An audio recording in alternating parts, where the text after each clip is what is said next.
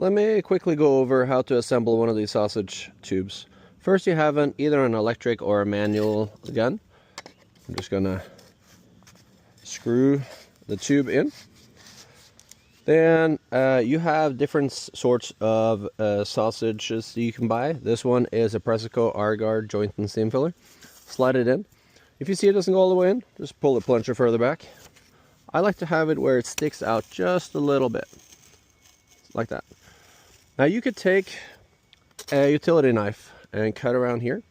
However, if you just take some snips like this and just cut off right here where you have the crimp, it opens up beautifully.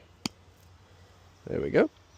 Then you pick the size tube you want for your tip. Here's one style, here's another. I'm gonna go for this one.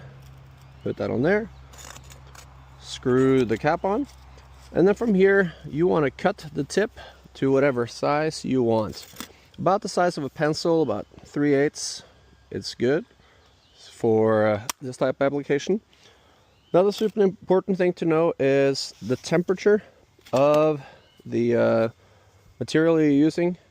Like in this case, the joint and seam filler. If that's around 68, 70 degrees, it is so easy to apply. If it's cold, it's gonna blow up inside of here and get behind the plunger. So make sure you got that right. You open up the tube on the top, cut the tube tip off.